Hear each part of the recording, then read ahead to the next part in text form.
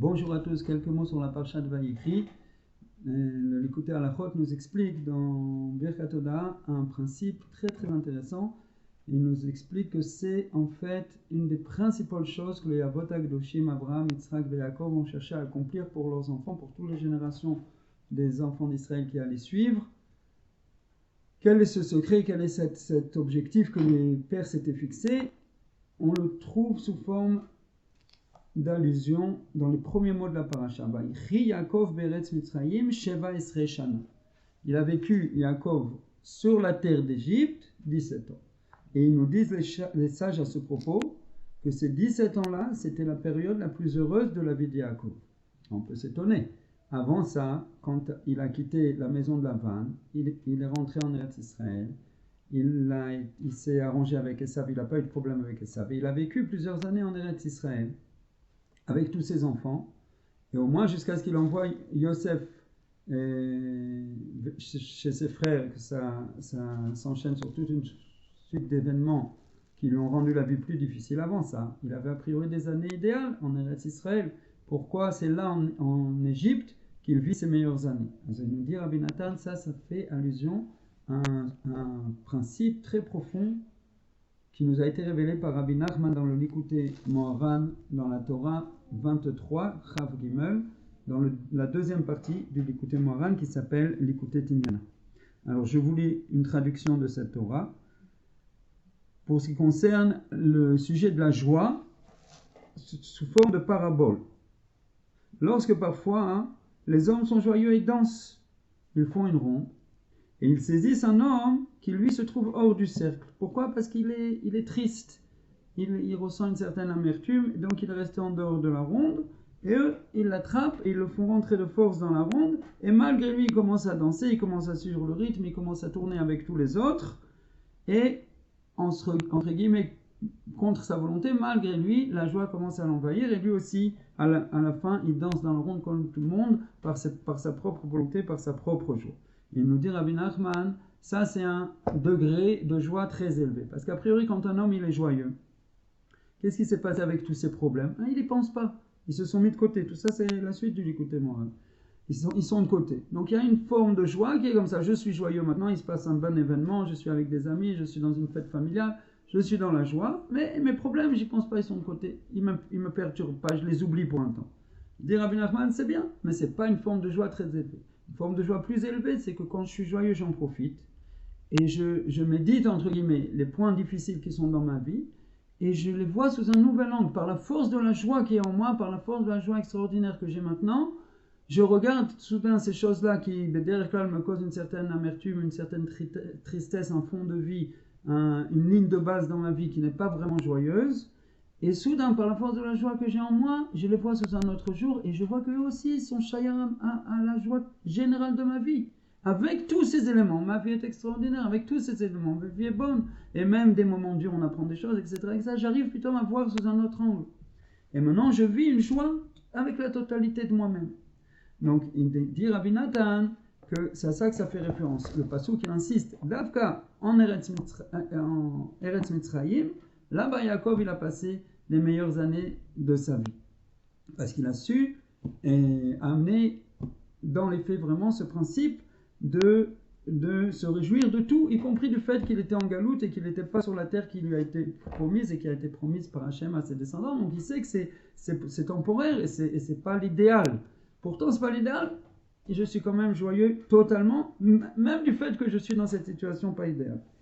Alors, il explique, Rabbi Nathan, que c'est ça, une des principales choses que les pères ont cherché à faire pour les générations à venir. Parce que c'est connu que tout ce qu'on fait, Abraham, Yitzhak et Yaakov, c'était tout en prévision et en préparation pour que Am Israël soit fort et puisse tenir le coup dans tout ce qui allait passer, tout ce qui allait se passer au cours des années jusqu'à la venue du Mashiach Bimera B'Yameinu. Amen.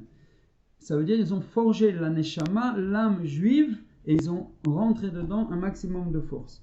Alors, une des principales choses qu'ils ont rentré, c'est ça. C'est que, il dit Rabbi Nathan comme ça, ils ont cherché à faire venir la simra, la joie et la vitalité de la sainteté dans le cœur de chacun. De façon que même quelqu'un qui n'est pas complètement qui ne domine pas complètement ses ta'avot, ses désirs, son lien au physique. Il n'a pas complètement réparé comme le font les grandes salikim, son amour pour la nourriture, son amour pour toutes choses matérielles. Même lui, il pourra s'approcher d'Hachem de façon vraie et à travers le fait de garder la Torah et les mitzvot, il pourra vivre une adhésion à Hachem comme celle des tzadikim, en retirer un bien-être, une joie extraordinaire. Plus que ça encore, même celui qui fait des avérotes et même celui qui a abîmé tout ce qu'il a pu abîmer,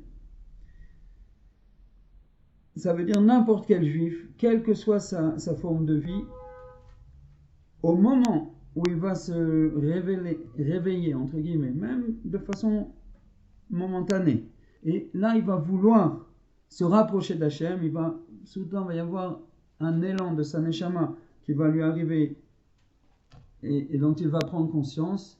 Il va sentir pour quelques instants que tout ce qu'il y a dans ce monde-là, c'est futile. Et moi, ce que je veux, c'est quelque chose de vrai, quelque chose d'éternel, quelque chose de bon, un vrai bien qui n'est pas lié à toutes sortes d'artifices.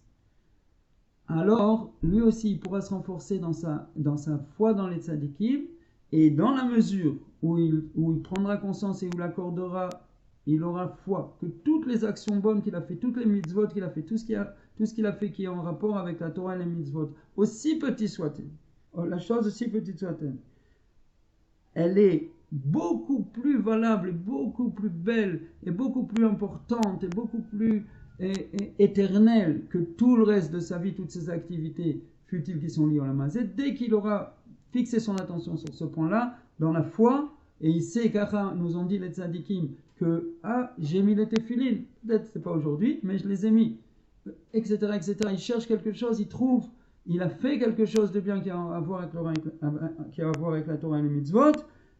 Juste à cette connexion-là, il pourra ressentir, par le fait du travail des pères, par le fait de sa neshama juive, il pourra ressentir une joie et un bien-être d'une autre espèce que ce dont il est habitué dans son quotidien. Même si c'est un homme joyeux et il fait toutes sortes de choses rigolotes et il regarde des choses rigolotes, il rigole, il est joyeux, il va sentir soudain que cette joie que je ressens maintenant, ce bien-être que j'ai en prenant conscience que tel jour j'avais donné la tzedaka et vraiment j'avais fait un effort parce que j'y croyais, je croyais à cette yeshiva qu'il fallait l'aider, je croyais à ces livres qu'il fallait les imprimer, ou à cette famille pauvre qui garde la Torah et la mitzvot, et je me suis dit c'est vraiment ce qu'Hachem il veut de moi, et je l'ai fait parce qu'Hachem voulait ça de moi. Maintenant, en revenant sur ça et en se disant ça c'est de mettre les choses les plus importantes que j'ai fait dans ma vie, il va atteindre une joie extraordinaire, un bien-être extraordinaire. Il va sentir que là je me connecte à la vérité, et ça c'est pas lié au reste de sa vie, au reste de sa forme de vie. Et ça, c'est un cadeau que les pères ils nous ont fait. Ils nous ont rentré dans l'Enshama cette possibilité-là. En théorie, d'après les Sfarim dans la Kabbalah, c'est écrit clairement que pour pouvoir s'approcher à Hachem, ressentir un bien-être, une joie d'adhésion au Créateur, il faut avoir nettoyé beaucoup de choses pour être apte à ressentir ce bien-être. Il nous dit Rabbi Nathan, c'est pas comme ça. Les Avot Akdoshim et les Tzadikim qui leur ont fait suite, les Avot Akdoshim nous ont rentré ça dans notre Neshama, les Tzadikim qui leur ont fait suite, et en particulier Rabbi Nachman de Bressan nous ont enseigné comment utiliser ces aptitudes spirituelles qui sont en nous, et chacun de nous, vous, moi, à chaque instant, si on se concentre sur les vraies choses, les bonnes choses, on peut ressentir un bien-être nitzri, un bien-être divin qui va nous encourager et qui va nous pousser dans la bonne voie et nous faire avancer vers la vérité, et encore plus de bien-être, encore plus de joie, encore plus de simcha, jusqu'à ce qu'on ait une vie. Donc tous les éléments sont pour nous une source de joie et une raison de se réjouir. Que Dieu nous fasse mériter de ressentir ça au maximum, très vite. Et en attendant, Kol HaYeshuot, et à très bientôt.